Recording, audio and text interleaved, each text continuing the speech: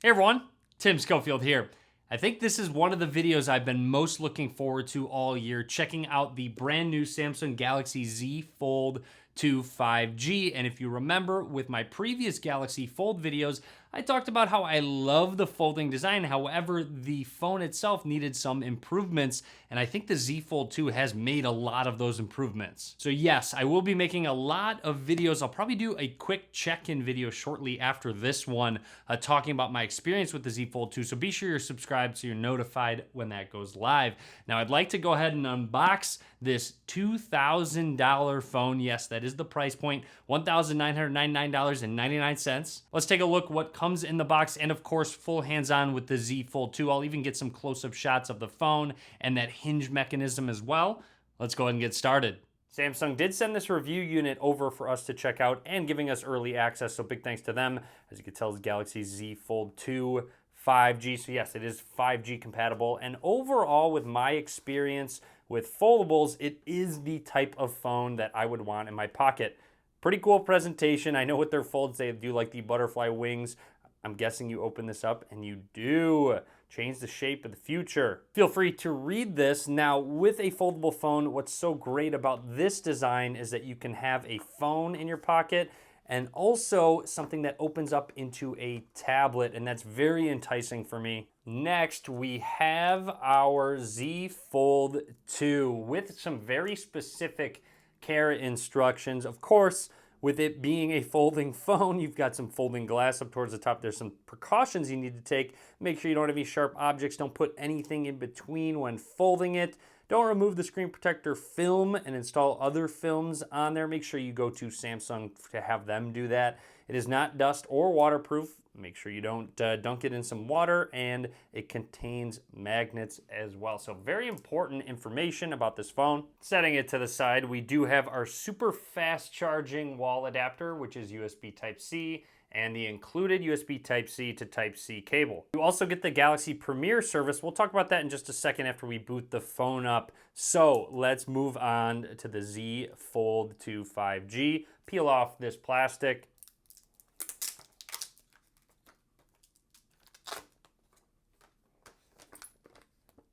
And we're all set. As you can tell, this is the Mystic Bronze color.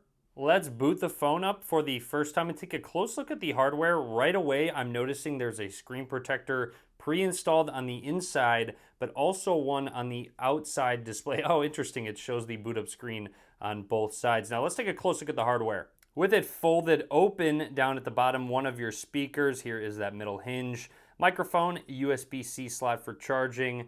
Moving along on the right side, you've got your power button, which couples as the fingerprint scanner, your volume up and down rockers. Here's just another quick look at the camera bump that you do have on the Z Fold 2. Not quite as large as the one on the Note 20 Ultra. At the top, microphone, another speaker, and along the left side is where that SIM slot is. We are going to run through the startup process, talk about anything noteworthy. First of all, you'll see that there is that punch hole design now as opposed to that big notch. So that's a large improvement in my opinion. Let's fold this very quickly for the first time. Actually, feel like you have to give it a little bit more force than the original model to fold it, but that's because it has flex mode. So we'll talk about that in just a second. So closing it, this is our front display. You'll see it swaps on over where we can run through on the front. Quick close-up of the back. Triple camera system, wide angle lens, telephoto, and ultra wide angle lens, the three that you would expect in a flagship. And a close-up of that matte coloring, which is Mystic Bronze. And then on the back of the hinge, which does hide away when you have it flipped open, it says Samsung on there, a little bit more of a shiny bronze color. And if we are to open it, you'll notice that mechanism that closes over that hinge. If you're wondering, the keyboard splits by default. You can switch it to more compact or even pop out the keyboard if you'd like to use it for one-handed use. Protect your phone with your fingerprints or even face recognition. You can use face recognition because they included a camera on the inside and even that outside display up towards the top, both using that punch hole design. Fairly easy to set up. Just set whatever finger you'd like to register on the fingerprint scanner. Obviously, I'm doing my right thumb because that's going to be what I use most of the time. However, I did find that On your left hand, you might want to add maybe your middle or pointer finger when you reach around with the other hand. So if we wanted to add another one, let's go ahead and do that. And you'll see, you go ahead and go like this. It says open your phone to continue adding your fingerprint.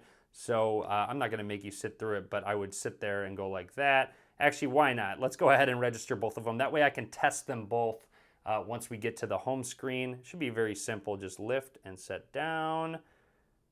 And we're done. Before you get started, some more warnings. Obviously, over time, you hope those start to go away as the technology just gets better and better. But for now, you just have to be a little bit extra careful with the phone.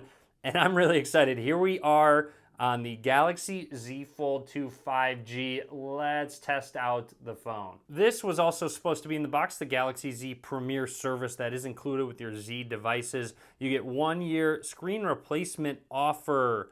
So you get a screen replacement for $150 within 1 year. If anything were to happen, that's kind of a nice peace of mind thing to have. Galaxy Z Concierge for their better service overall, and a few other perks that they've added this year. Quickly switched the wallpaper, and the first thing I'd like to touch on is that inside display. The bezels look very minimal, specifically with that punch hole camera instead of a full notch. It really gives it a full view display like you're looking at a tablet. Upper right hand corner, you'll see I don't have service. I will be throwing in my SIM card after I finish this video. Another quick close-up of the hinge mechanism. I want to fully close it so you can really see that screen actually folding closed. And once we fold it on open, it recognizes it and prompts me to sign in. Another great upgrade to this inside display is a higher refresh rate. So it has 120 hertz refresh rate.